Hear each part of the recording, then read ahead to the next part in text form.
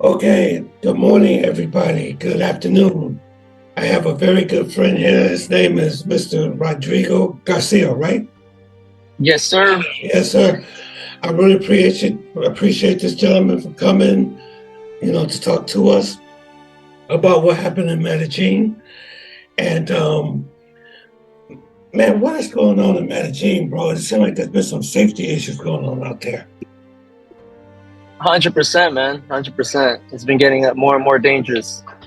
What is going on? Because when I was there back in June, that was the first time that I ever felt, I felt on edge a little bit. You know what I'm saying? So Yeah. what do you think that's causing? Because I had several people to come on my show, Yeah.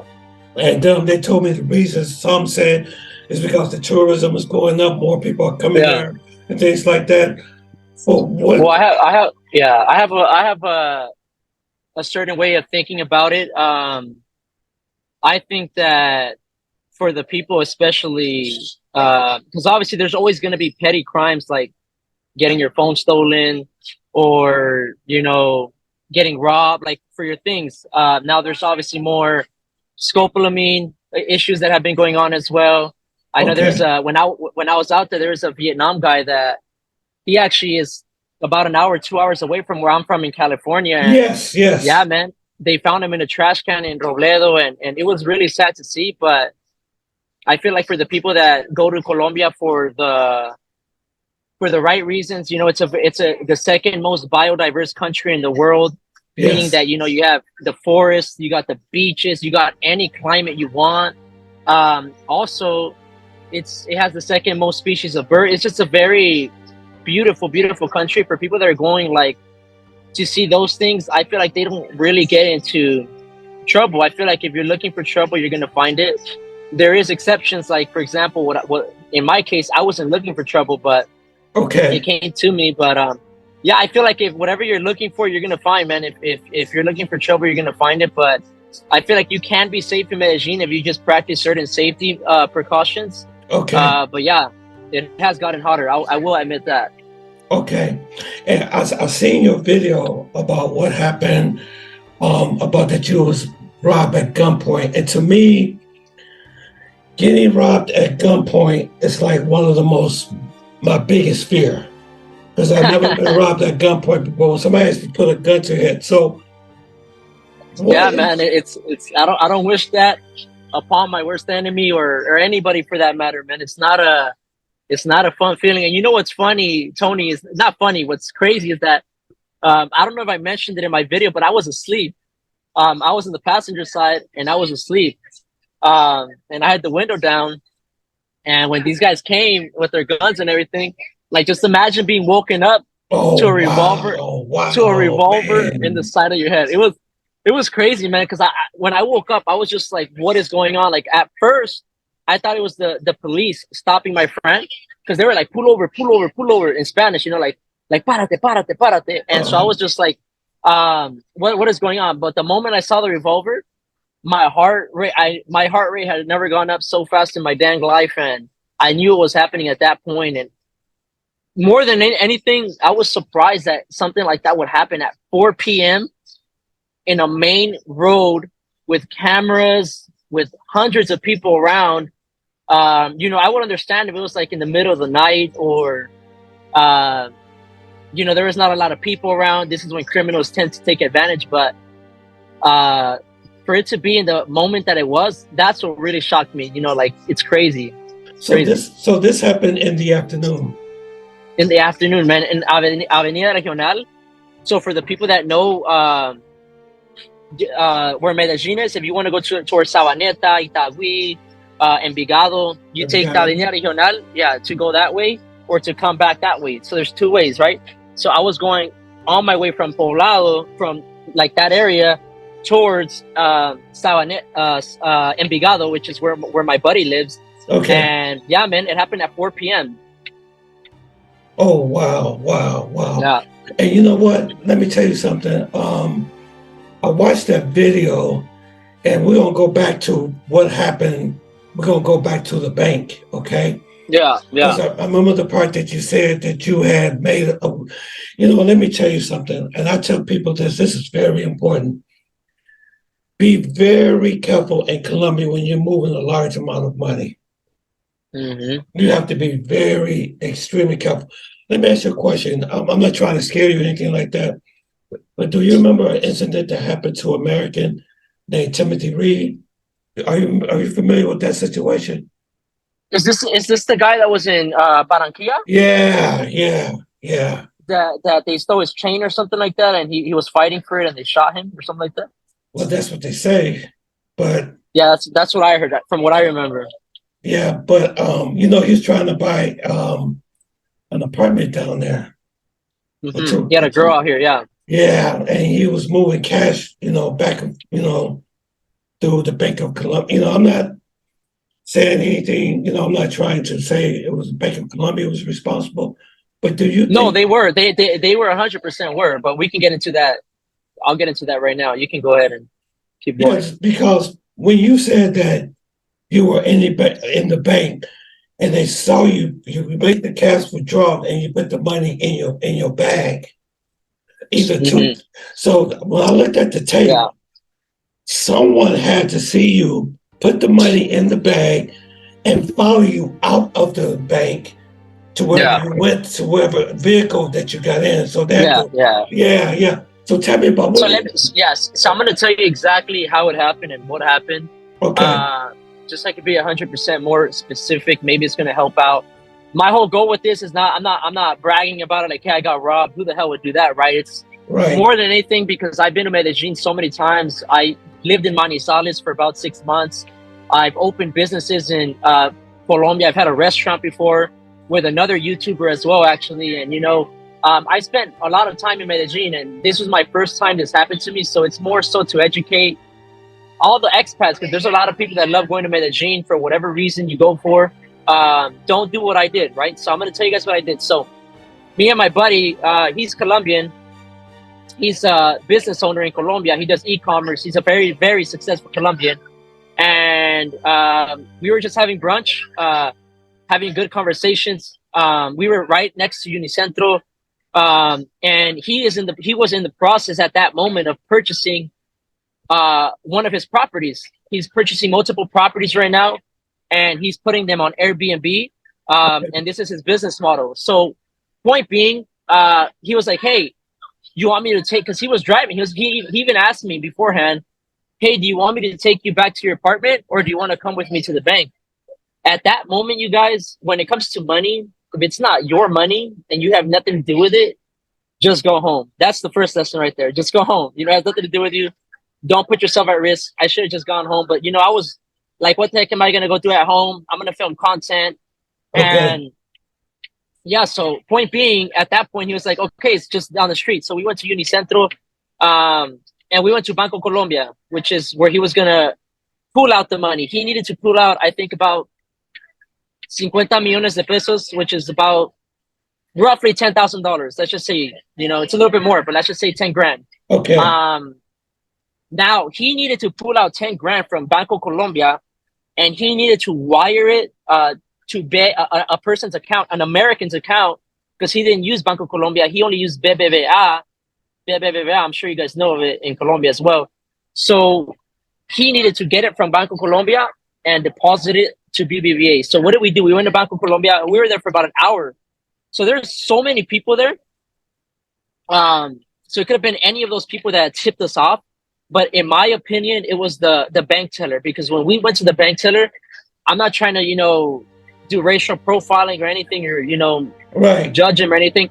But the guy, he looked like he was a younger guy. He looked like he was from the hood, like straight up. He looked like he was from one of the barrios. And he kept looking at us weird. Like he kept looking at us weird, and he kept like, I don't know, he gave us a weird vibe. At first, he didn't even want to give my friend the money because my friend didn't have his one of the identifications that you need, and it was expired or something like that. So he was giving us like issues with it, and so we were like, "Oh, can you have somebody else help us?" Because we didn't feel like we were getting the help we needed. Um, Eventually, he was like, "No, don't worry, I'll give you guys a pass." And he actually gave us the money. Now it was stacks of money, stacks and stacks. So I had my backpack, which was a red backpack, and I put the money in there. So this is what I think happened.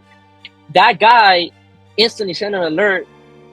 I mean, what were the chances, man? I was wearing a red backpack. You can't miss me, man. A Okay. red backpack, I mean, you can't miss me, right? So point being, I left, and then we ended up going downstairs to BBVA, which the same bank was there. So we never left the mall with the money. Let Okay. me be Right. clear. Okay. We never left the mall with the money. So once we went to BBVA, we were there for about 25 minutes. There was less of a line. He sent the whole money, everything, every single dollar he had, every single peso. So right after that, we even got some snacks. I think we got like some water, some Gatorade. And we were just walking around for a bit, I was filming some content, and then that's when we left. So Somebody had to be obviously, following you. well, no, because if they would have been following us, Tony, they would have known that we didn't have the money anymore. Oh, okay. Okay. Okay. You know what I Gotcha. mean? Like, because if someone, unless they followed us and they were waiting outside BBVA and they thought we were getting more money, which would have even put us as a bigger target. That's the only thing. Either it was the bank teller from Banco Colombia who didn't know that we went to turn in all the money in Okay. at BBVA, or someone from there followed us, but they assumed that we went to go get more money because maybe in their heads, oh, they got the max from Banco Colombia. They're trying to get more money. Right. I don't know what goes through these criminals' minds, but point being, we left, and yeah, that's that part as far as the bank. So we could do piece by piece. Right. But the part I don't understand, how would they know which car that you was in? That's the problem. That's another. Yeah, they had to be following us. They had to. That's what I was saying. That's what I was saying. They had to be following you because, I mean, because you didn't like just take the money and just walk out of the mall and just jump into a car and took off. But like you were there for a while before Yeah, you yeah, yeah. jumped into the car. So somebody had to They, be spying on you. you know what I think? They followed us, and they were waiting outside of BBVA, Uh-huh. outside of the second bank. Oh yeah, you know what? They really were, because in that bank, it's a smaller bank, and it was super crowded, like very very crowded. Like, to open the door, there was already people standing there, so there was like no space for these criminals to go in there. I think that they would have made themselves super super obvious. So I think that they were waiting outside, and they followed us again from the moment we left that bank, not knowing that we didn't have that money anymore. Right. Yeah. So yeah. Oh man, that was man. I'm so sorry, Rodrigo, that happened to you. So what would you? Let me see. What would you do different? I mean, Well, what I would do different in the first place is I wouldn't be there in the first place, and okay, it had nothing. It was, first of all, it wasn't my money. I would not do something like that. I assumed that my friend would know better because he's Colombian, but he's never been robbed either. He's not from Medellin. He's from another city in Colombia, and he was just as shocked, man. Like, this guy was mind blown because he's been in Medellin for 2 years and nothing like that's happened to him. But I wouldn't do nothing like that. I know better, man. I barely take out $300, $400 max from an ATM, and when I do that, it's because I know I'm going to spend it, and I know what I'm going to spend it on immediately. The majority of the businesses in Medellin accept cards now, so it's always better to have your card. Don't even use a taxi, so you can just use Uber with your card. But yeah, man, if you guys do big transactions like that, use online banking, man. Do every single transfer online. um that's the best suggestion I could give, man. okay. Looking at what happened to Timothy Reed, what do you think the mistakes that he probably made if he knew the situation that uh, happened to him? Honestly, I didn't Mhm. I didn't follow that story too good to give an opinion on it. So all I know is that there's a guy from the US and the Yes, girl from Barranquilla, was it, or where was it? yeah, Barry Keeler. Yes, Yeah, and he was looking to buy properties or something like that, businesses, and there's a video where they're trying to take his chain, and he's fighting for the chain, and they shoot him. That's all I know. So I don't want to give an opinion on something that yeah, I yeah. really don't. because I know he was buying a restaurant. So I just wanted to know, is it, do you really have to know what you're doing when you move, when you're transacting that type of money overseas? You know what I'm saying? Especially thousands of dollars when you're buying real estate or when you're Yeah. buying, a restaurant or something like Yeah. that. I did see one of your on the video you reposted to me, which I appreciate, by the way. I was looking at your comments, and there was someone there that said, "Hey, I'm thinking about going to Manizales." I can 100% tell you that for someone who lived in Manizales, Yes. it is the safest city in Colombia. I would go as That's what I far. heard. No, I kid you not. It's actually one of the safest cities in all of South America. There's been people, because I had a restaurant there, and I had a lot of people that would come from Cali, Cartagena, different places. They'll be like, "Oh my God, since you can walk out in Manizales at any time in the night," which I did. I can prove. Okay. I would go out to drinking, and guys, I would have my chain on, everything, and nothing ever happened to me in Manizales. But anyway, that's a whole nother Yeah, story. But that's yeah. I dated the girl from Manizales, but she was crazy. Hey, they're all crazy, man. They're all crazy, man. Did you That's why we see? love them, man. Yeah. Did you see the video that I did about the taxi driver? Yeah, I did. I did. Yeah. Yeah. Let me ask you a question. Do you think, by listen to everything I was saying, and by the taxi driver kept asking over and over and over again about the camera and how much it costs, how much it's worth. Let's say if I would have told him that that camera costs $1,000, do you think he would have went for that camera? Look, I don't think that he's stupid. I know when you told him it was $100 or something like that's cheap, you were doing the Google Translate. Yeah. I don't think he believed that in the first place. But look, if you're a criminal, you got to think about it. Here's a tourist who is he really going to put himself at risk of putting more of a bad name on taxis, on getting arrested, making a big problem over a camera that's maybe $1,000? I don't think so. This is why a lot of people are, into that whole fear mongering thing. Look, guys, Colombia is still amazing. Colombia, I still haven't changed my mind about it. Like I said in my previous video, here's the thing. I went to Colombia for over 3 years. I lived there and nothing ever happened to me. This one time out of hundreds and hundreds and hundreds of days of being there, I mean, they're not bad odds. And obviously I had put myself in a very, very bad situation.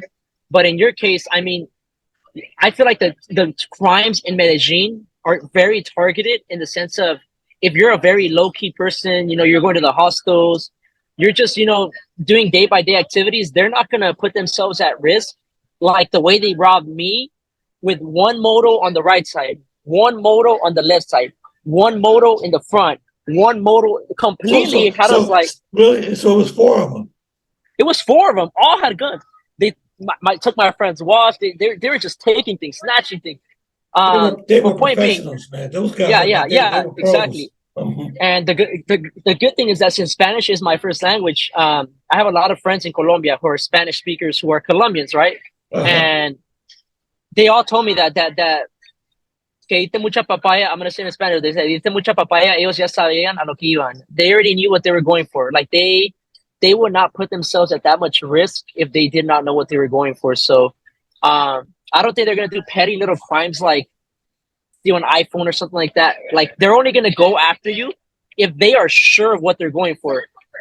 When they pulled over on my right side, ask me what's the first thing they went for.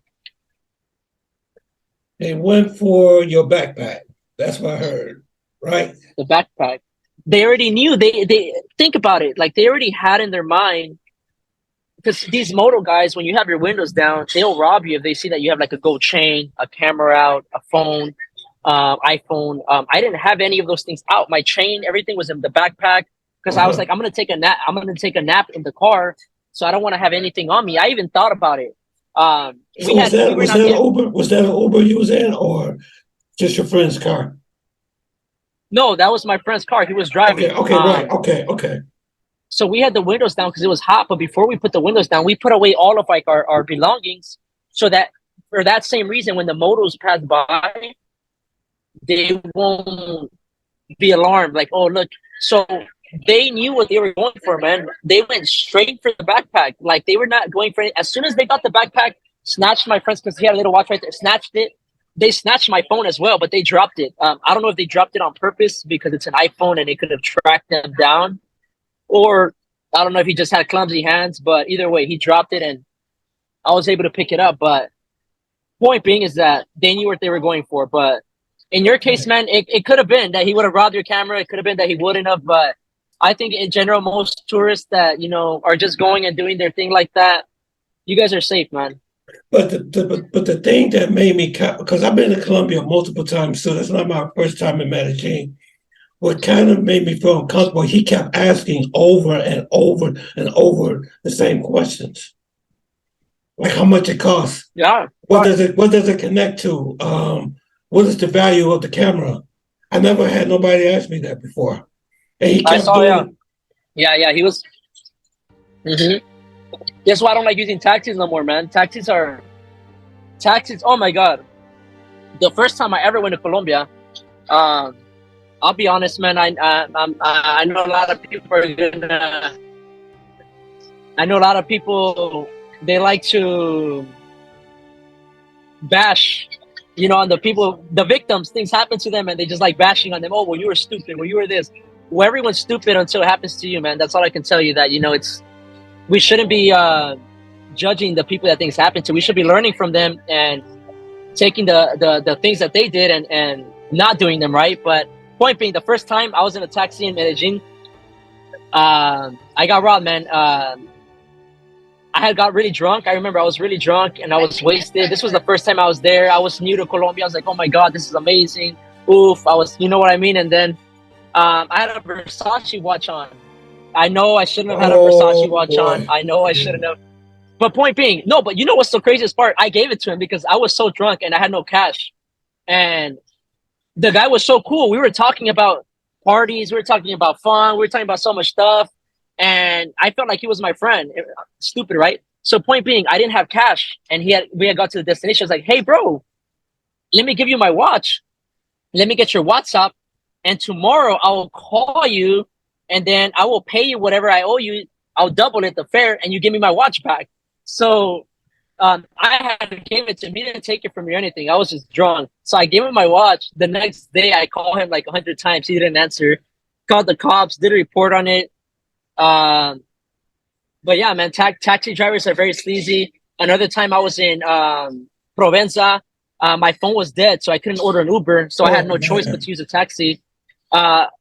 Yeah, the taxi told me, literally, these are his words. He's like, parce, hay un mínimo. Hay un mínimo. And I was like, ¿cómo así, parce? He's like, sí, parce, hay un mínimo. O sea, por esta hora, para llevarte donde yo te voy a llevar, hay un mínimo. Meaning that there's a minimum right now for this time. It's 2 a.m. There's a minimum. And I was like, okay, what's the minimum? And he didn't tell me nothing. He just put the volume up on the car. I already had told him, hey, I'm going to Sabaneta, which is far, man. But in general, that ride would be like 50,000 pesos, like $10. So the guy takes me and he doesn't tell me anything. Oh, no. Like, don't worry about it. Like, don't worry about it. I'll tell you right now. He puts his, and I'm just like, I'm tripping. I'm like, what the hell is going on? This guy is, but whatever. So I was like, whatever. Once we get to the destination, on the taxis, how they have that little thing on the top, the price. Right. His was off. That's why I asked him, like, hey, why is that off? And he was like, oh, don't worry about it. There's a minimum. Once we had got to the destination, he was like, it's 150 mil. So he charged me triple yeah. So that's like what? That's like $30. And I was just like, what do you mean 150 mil? This is a 50 mil ride. So he was giving me a whole problem. My portero was there. The guys that the security guards for like all the apartment buildings. Yeah. And he was there. He told me, hey, do you want me to call the cops? Whatever. I was like, you know what? It's not cool. I gave him 150. I told him, hey, here's your tip, man. But from that moment forth, I will never, ever in my life use a taxi again in Medellin, man. They're snakes, man. Okay. Let me see. We got about 10 more minutes left here on the timer. Everything's going. Man, I really appreciate you for coming on the show. And I want everybody to subscribe to his channel down at the link. Please subscribe to Rodrigo Garcia's channel. This guy was very nice to come on and talk to us about what's going on in Medellin. So, man, I'm so glad that you are okay. I am so glad that you are okay. Thank you, brother. You know what I'm saying? But you know what? One thing I'm gonna keep talking to you. until I think we got about 10 minutes left. But You're good. I mean, I'm not in a hurry, man. If whatever okay, time you need, man. okay. I'm gonna tell you one of the things that you have to look out for that we don't talk too much about that happens in Medellin that happened to me almost a couple of times. It's called extortion. You know what that is, don't you? Extortion. Uh-huh. Can you explain it more? I've explained Okay. in what sense? In what sense? Yeah. Okay, like for example, I heard like Warner told me one time that he went to a club, a bar, and what happens is a girl will come to you and they'll like talk to you and maybe dance for you and give you that girlfriend and boyfriend experience, right? Mm-hmm. Then when it's time to go, let's say if she's sitting there talking to you for like maybe a couple of hours, they say, okay, it was nice meeting you, have a nice day, whatever. They say, oh, you owe me. You gotta pay me. So what they do is they conjure things up to make you pay, to make them pay the money. Wait. Hold on. So you go to a club or Uh-huh. a bar, Yeah. and you're telling me that a woman comes up to you Yeah. and they talk with you, they Yep. and They'll come and talk to you. That's why, and you think that she's there because she likes you. You know what I'm what saying? is it though? Is it a strip club? Is it a bar? It Is could be a that bar. It could be a pocket chairs. It could be any type of like bar. You know what I'm saying? And they will come up to you. They will talk to you, and you think that you're having, oh, this girl is digging me. And then yeah, next thing you know, next thing you know, before yeah. you leave, she said, "Oh, you owe me. You owe me." You Oh man. oh, you what? You owe me 650,000 Yeah, pesos. yeah, yeah. Yeah. You'd be like, Hey what? man. And then women, then if you Yeah. don't pay, they get violent Oh, and of course, they man. threaten you. Here's That's the thing, man. extortion. Here's the thing. If you go to Colombia and you don't speak any Spanish and you're not with someone who speaks Spanish, you're not going to have the best experience. What I would do is I would take a buddy of mine that speaks Spanish. I would get a tour guide. I would pay top dollar, man, to have someone that speaks Spanish go with me to all these places because I've seen it, man. I've been in Poblado and Provenza, and I like to be a good Samaritan. You know, I'm there, I'm ordering my stuff, and I see them trying to charge a guy from Europe, crazy curly hair. They try to charge him like 50,000 pesos por una cerveza. And he's just like, oh, okay. And I'm like, hey, bro, no.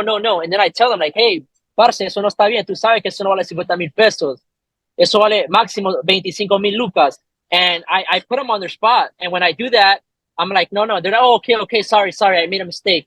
Like, you got to hold these people accountable. But if you don't speak Spanish, you can't call people out on those things. For example, when you're at a bar and a girl comes up, you make your intentions clear real quick.